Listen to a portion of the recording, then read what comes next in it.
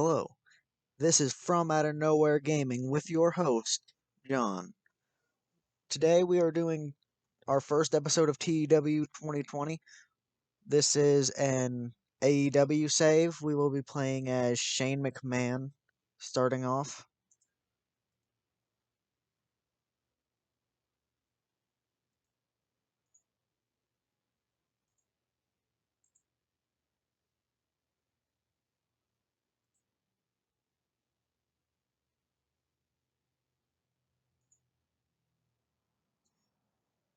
So we start off without any storylines running.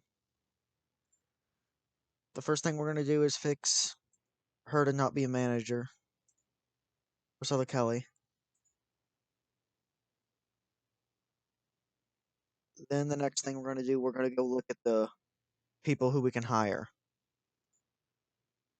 Can work in the USA, wrestlers to hire.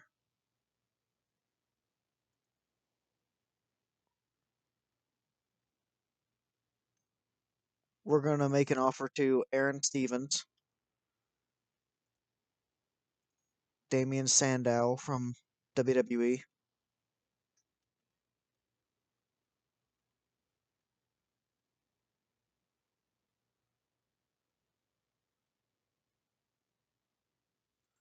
we're going to bring in the Motor City Machine Guns, Alex Shelley and Chris Sabin.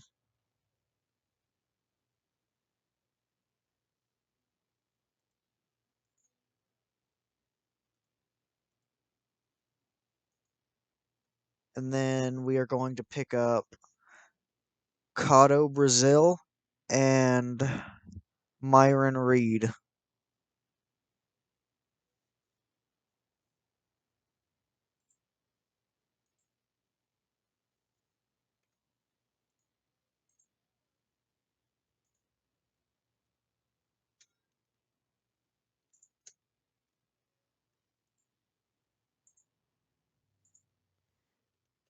And then we're going to pick up Mike Bennett and Matt Taven.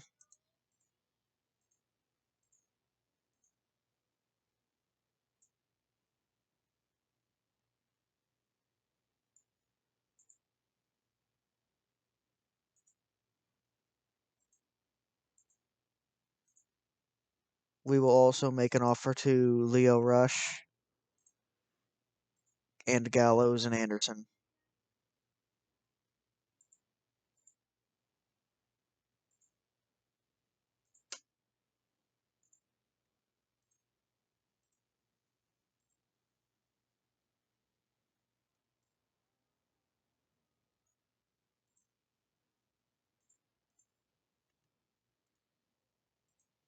I will update you on any hires we end up making each episode. Now we're going to take a look at our champions. We don't have a TNT champion yet, and we're going to have a tournament to crown our first TNT champion. Nyla Rose is our women's world champion. Our world champion is John Moxley, and our world tag team champions are Hangman Page and Kenny Omega.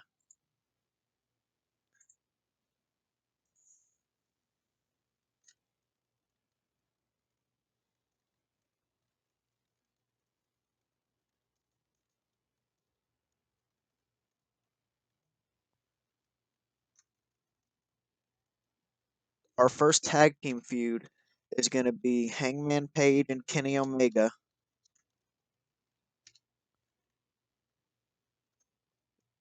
defending against Ray Phoenix and Pentagon Jr.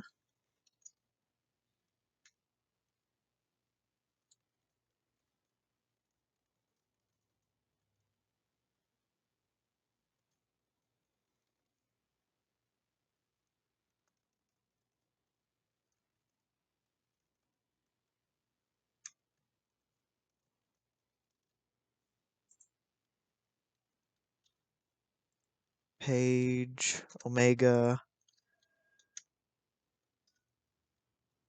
Pentagon, and then Ray Phoenix.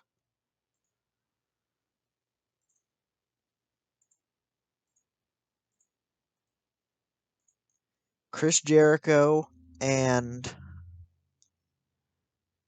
John Moxley are going to be fighting for the world title. In my opinion, they ended that storyline too quickly. Jericho shouldn't have lost the title that quick. He could have been champion for a little bit longer. Throw in some false finishes, maybe.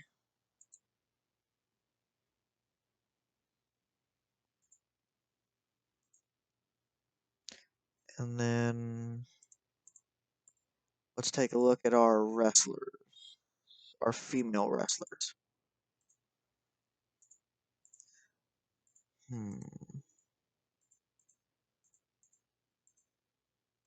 We're going to have Hikaru Shida and Nyla Rose fight for the women's world.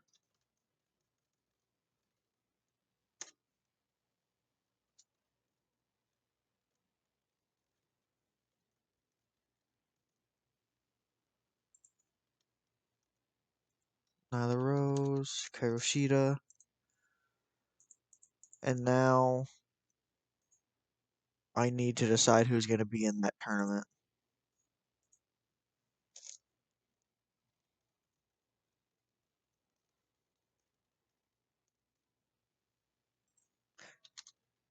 Sammy Guevara is going to be in it, and Darby Allin.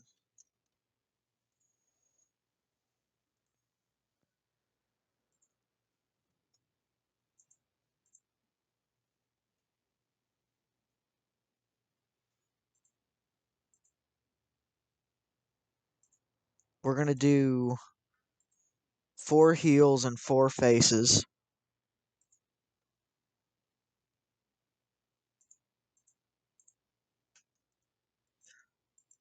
We're going to put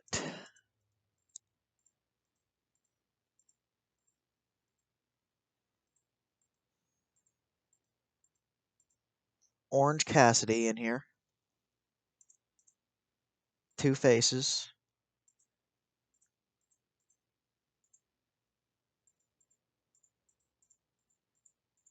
And we're also going to throw in Austin Gunn and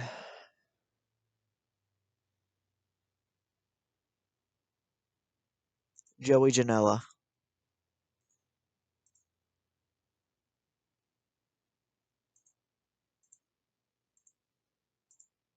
And then we're going to have Jimmy Havoc in here, Sean Spears, and Kip Sabian.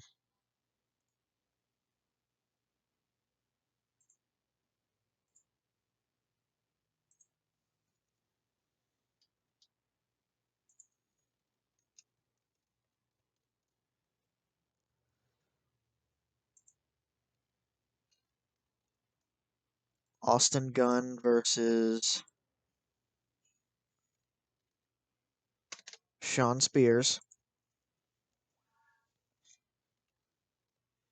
Jimmy Havoc and Darby Allin.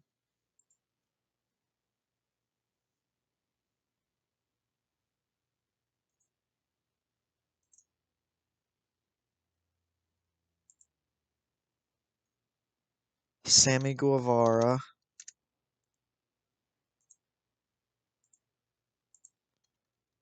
And Kip Sabian.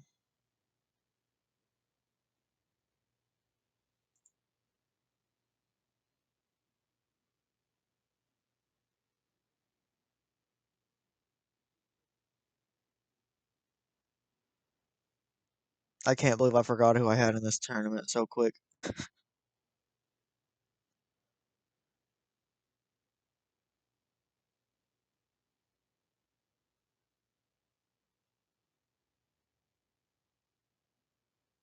Um, Joey Janela.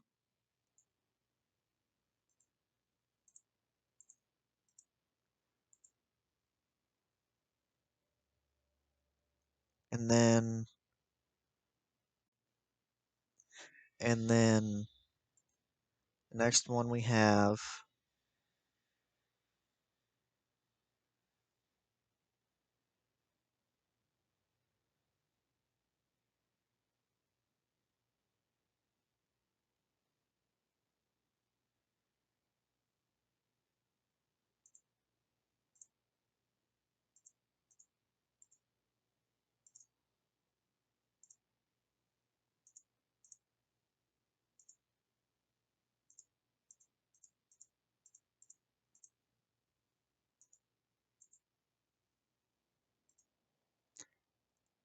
Well, I guess I forgot Orange Cassidy.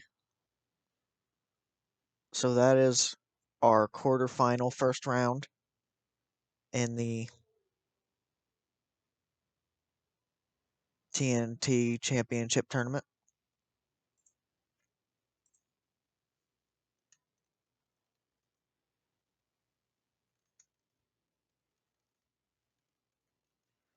And then I'm going to have the Dark Order versus Matt Hardy.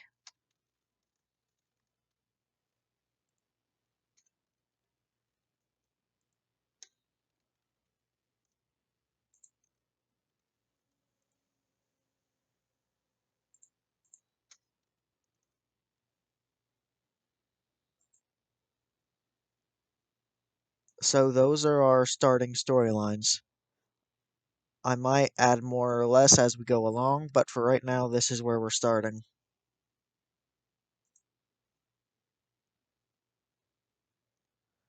Our first pay-per-view coming up is Fyter Fest in 26 days. And let's go ahead and advance a day.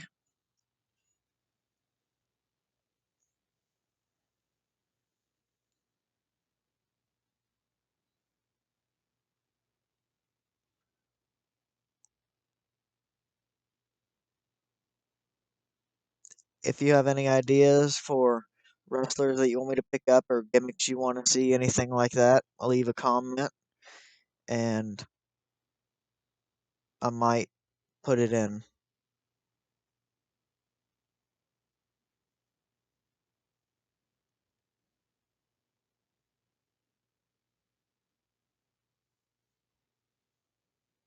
This happens in every save I've done so far. WWE does a draft like the first day.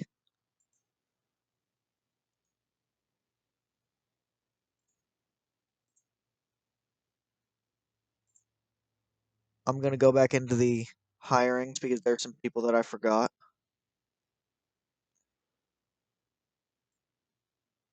Cash Wheeler,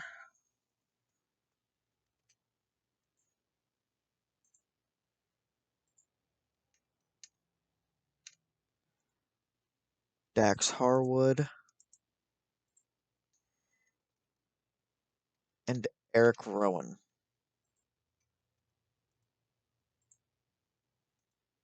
I promise those are the last signings for today.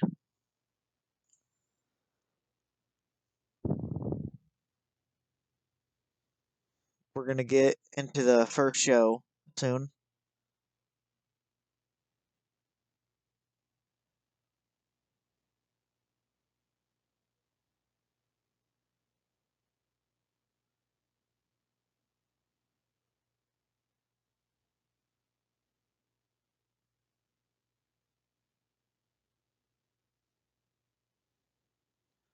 Oh, oh, EC3 is retiring from in-ring action in 3 months.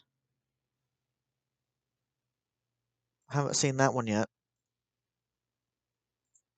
Cato Brazil is our first signing. We've still got a couple of people that we're waiting on. And I will be back with the shows. And we are back with the first episode of AEW Dynamite.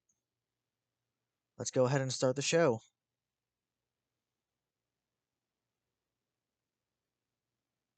Shane McMahon makes his way down to the ring and he gets a mic.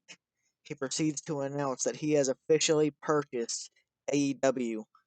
He goes on to reveal that he bought AEW because his father will never give up on his vision and it's killing the WWE. So he bought AEW to give the fans what they want and what they deserve. Competition, amazing in-ring action, and it all starts tonight with the TNT Championship tournament. And the first match of that tournament is next. And I messed up in the angle rider before this match, that's why Shane isn't on screen.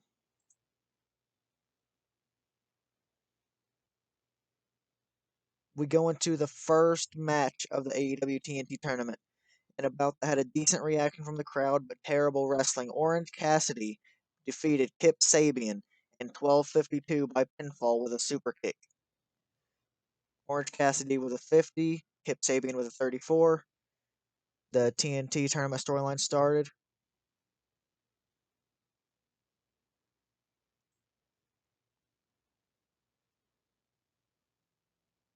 And then we go into a tag team match. The Jurassic Express versus the Hybrid 2. And about that had a decent reaction from the crowd, but subpar wrestling. The Jurassic Express defeated the Hybrid 2 in 12:22 when Luchasaurus submitted Jack Evans. In terms of in-ring work, Jack Evans was head and shoulders above everyone else. Luchasaurus with a 38, Jungle Boy with a 41, Jack Evans with a 65, and Angelico with a 49. Jungle Boy seemed off his game.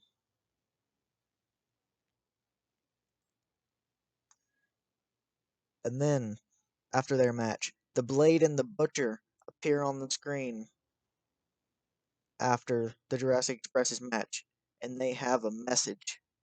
They are beginning a hunt for some Jurassic prey. The Butcher struggled when going off script, but other than that, seems like mostly positives. And then we go into a number one contenders match for the women's division. And about that had terrible wrestling and non existent crowd heat. Hikaru Shida defeated Dr. Britt Baker DMD, Sadie Gibbs, and Penelope Ford in 11:28 when Hikaru Shida pinned Sadie Gibbs with a. I'm not even going to try to pronounce that. A 43 for Shida, a 38 for Dr. Britt Baker, a 22 for Sadie Gibbs, and a 25 for Penelope Ford. Unfortunately, a pretty vocal crowd didn't seem particularly thrilled with seeing Penelope Ford.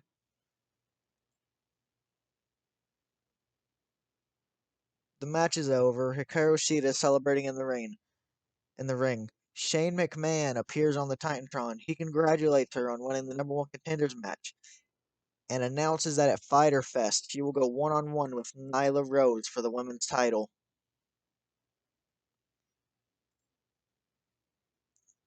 And about that had a decent reaction from the crowd, but subpar wrestling. Brody Lee defeated Billy Gunn in 6:01 by pinfall with a pile driver. A 63 for Brody Lee and a 34 for Billy Gunn. This segment got a 51. Brody Lee got a bonus for a legendary gimmick and for star quality, and Billy Gunn got a bonus for selling.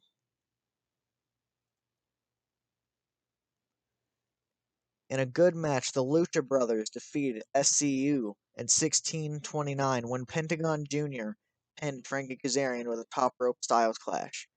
Pentagon Jr. had an in-ring performance of 75, Ray Phoenix with a 78, Frankie Kazarian with a 60, and Christopher Daniels with a 51.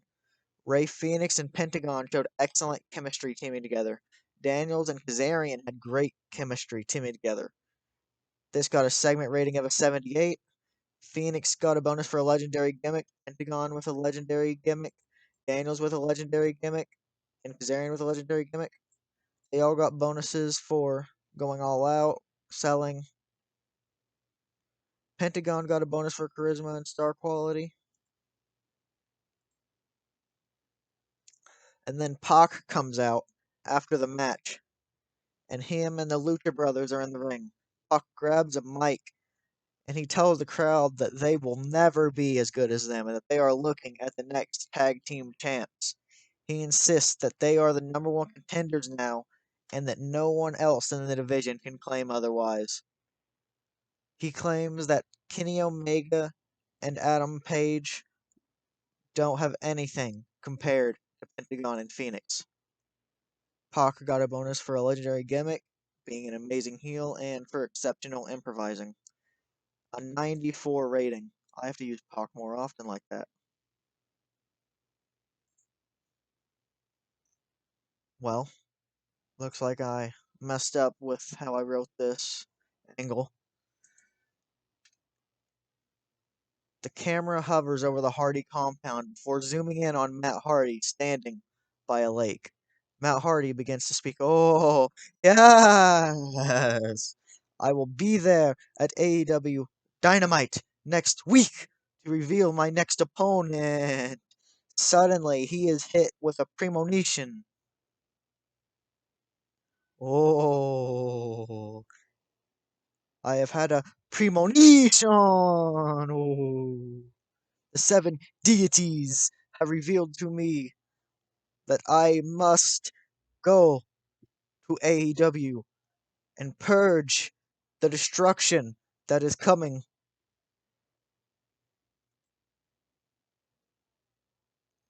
And about had great heat and good wrestling. John Moxley beat MJF in 27 by countout. That should be by disqualification due to interference from Jericho, Ortiz, and Santana.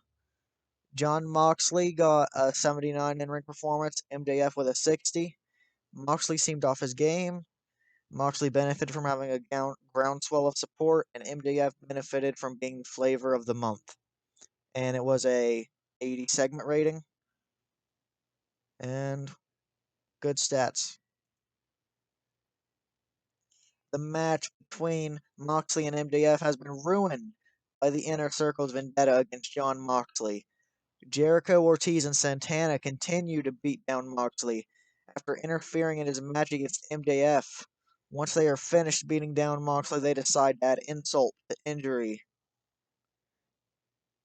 Jericho picks up the AEW World title. He gets in Moxley's face and he tells him how he doesn't deserve that champion. He's just a crazy lunatic who should be in some asylum. The AEW World title storyline advanced with that segment and gained heat.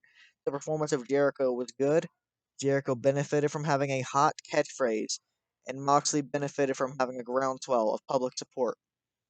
And overall, the show got a